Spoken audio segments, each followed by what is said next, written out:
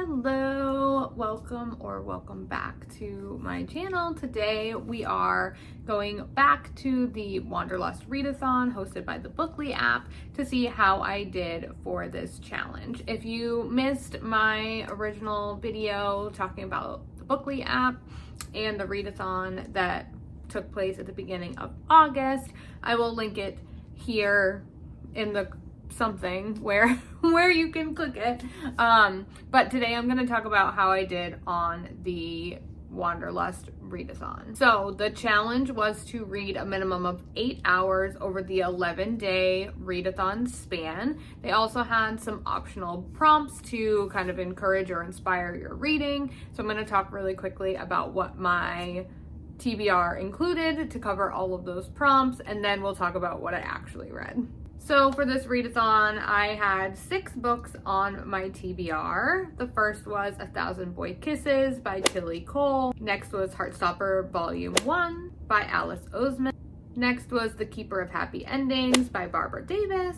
Then we had Forbidden Game by Madison Fox, The Duke and I by Julia Quinn, and Walk Off Wedding by Maren Moore. And if you're curious why I had these books on my TBR, again, I will link the full explanation of what all the prompts were to kind of see where I got those book choices from. But let's jump into how I did. So my results ended up a little bit skewed. I think that the Bookly app headquarters is somewhere in Europe because the challenge was supposed to start at midnight on August 1st. But my app started at 8 p.m. on July 31st, so I got some bonus hours in there, but I'm going to only be talking about the official challenge days according to my time zone for this, so my results on the actual readathon were a little bit different. Okay, so August 1st was when the challenge officially began, and I was so excited that I actually started 3 different books on this day. I was just like, give me all the books, earn all the hours, go, go, go. So the first book that I started was Heartstopper Volume 1. I read about 43 pages of that in 7 minutes. It's a graphic novel, but you can read it on Kindle, which I actually found really enjoyable.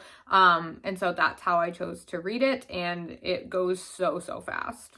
Next, I read for 2 hours and 57 minutes, and I was reading a book that wasn't even on my TBR, but I had planned to finish it on the 31st before the readathon started, and that was The Notebook by Nicholas Sparks.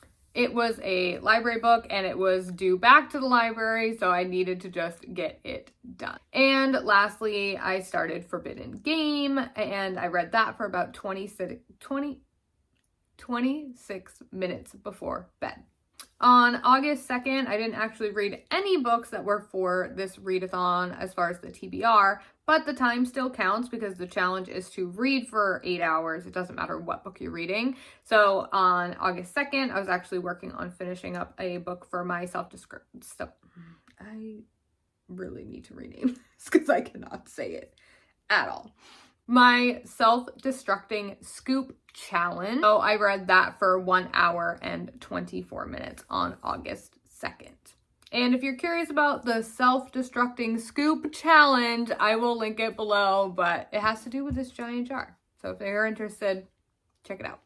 All right, on day 3, which was August 3rd, I finished Pawns in the Bishop's Game, which again was for that self-destructing scoop episode. And I read that for 1 hour and 38 minutes.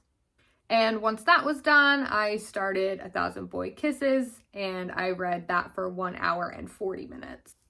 And lastly, because I have it as my read in bed before bed book, I only read 8 minutes of Forbidden Game, which was unfortunate, but I promise I make up for it later on. August 4th, which was the 4th day of the challenge, was a Sunday, and so I got lots of reading time in. I read 2 hours and 42 minutes of 1,000 Boy Kisses, and then once I went to bed, I read 19 minutes of Forbidden Game. Next, we have Monday, August 5th, and we were almost halfway through the challenge. On this day, I finished the last 90 minutes of 1,000 Boy Kisses. I didn't even read before bed. I was still too busy processing the ending of that book, but I did manage to get that 90 minutes in. And August 6th, officially over that halfway mark. I went a little bit rogue. I started The Birthday List by Devney Perry, which technically could fit for this challenge because it did have blue on the cover. It wasn't on my initial TBR plan, but I read that for 37 minutes. And then I also finished Hit the Spot by Jay Daniels, which I had started previously before this challenge started, and I was feeling really drawn to finish it, so I read that for an hour and 14 minutes to get that one done. And that night, I could tell I was really falling asleep hard because in the 24 minutes that I was reading Forbidden Game, I only read like 12 pages, which means I was totally dozing off, but hey, still counts. And on to August 7th, which was our 7th day of the challenge, I finished Heartstopper Volume 1. It only took me 35 minutes to finish the last like 200 pages of this. Again, it was a comic. It was really quick to read.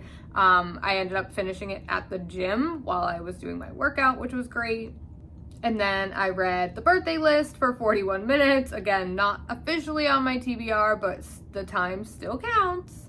And before bed that night, I was feeling so motivated to get some progress on Forbidden Game, so I read for 59 minutes, but I still only got through 29 pages.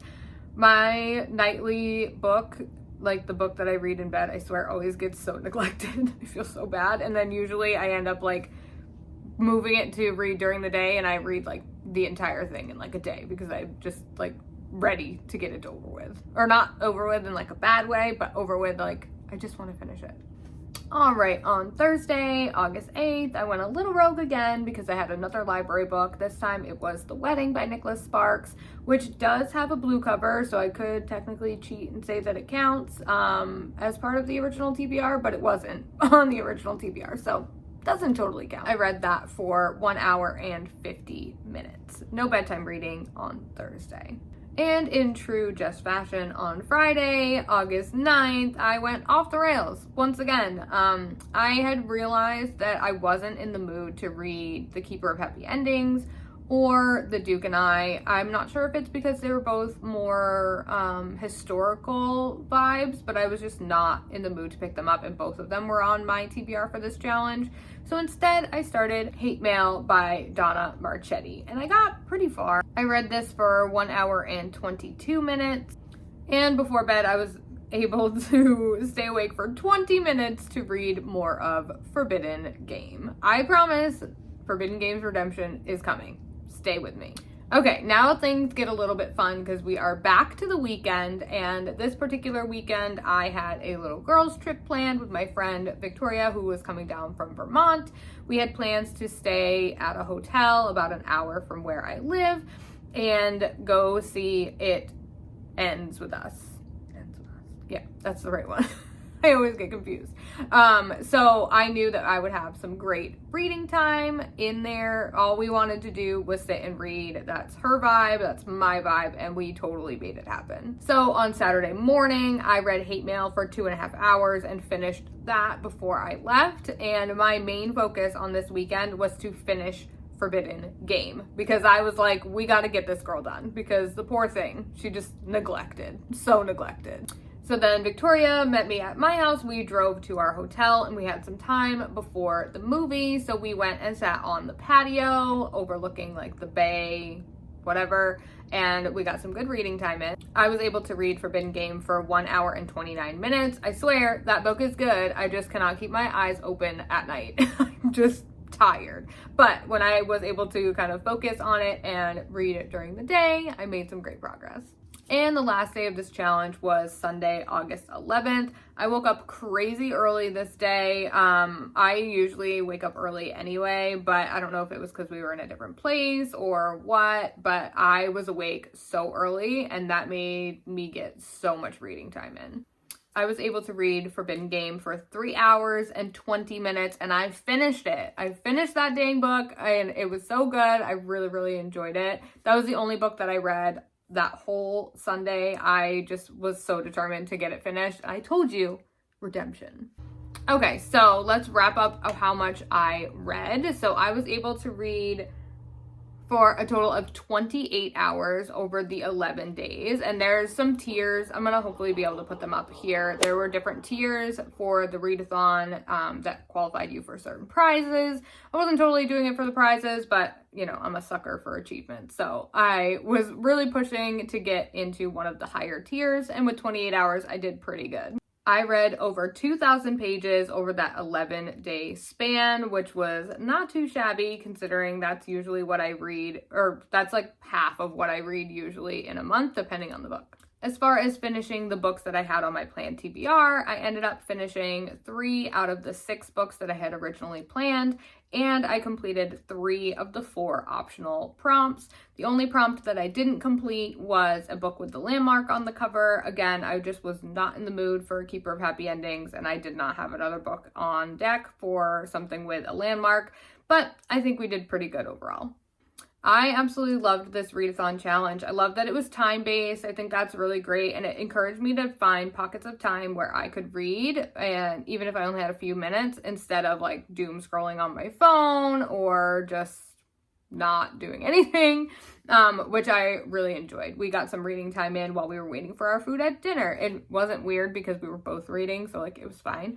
But we got some reading time in then. We did both bring our books to the movie theater, but we ended up not reading any of it because our fingers were too buttery. And but then like waking up early in the morning, going to sit on the patio, like it was great finding that extra bit of time. And then throughout the previous days, like not just during my girls' weekend, but finding those little pockets of time in between like cooking dinner or getting things ready for the kiddos or what have you, it just really helped me focus on finding spots in my day where I could read, even if I didn't have a ton of time. And going along with that, I gave like my totals for each day. But it doesn't mean I was sitting around and reading for like 3.5 hours all in one chunk. Most of my reading sprints are like 10 or 15 minutes. Sometimes I get like 30 minutes in here or there, but most of the time they're tiny pockets of reading time. And I get asked all the time, like, how do you read so much, girl? Like, you've read over 100 books this year. Like, what are you doing? And it really just comes down to putting your phone down and focusing on reading if that's something you're really passionate about. I will read when I'm cooking dinner. I will read when my husband's playing video games. I will read while I'm knitting. So there's so many times and opportunities during your day that you can really focus on reading if that's one of the goals that you have. That is it for this readathon wrap up. If you are interested in the Bookly app, I highly recommend it. It is subscription based, but I find all of the reporting so fascinating. I can see how long books are taking me to read. It'll also tell me how much time I need to read in order to finish a book. You can set deadlines and it'll tell you how many pages you need to read each day in order to meet those deadlines. But I also love their quarterly readathons and I'm so excited for the next one. So definitely recommend the Bookly app. If you don't have it already, go get it. I hope you all enjoyed this little snippet into how much I read during the Wanderlust readathon. Also just in general, how to like find pockets of time in your day to get in a little bit of reading time. If you enjoyed this video, please consider subscribing and I'll see you in the next one.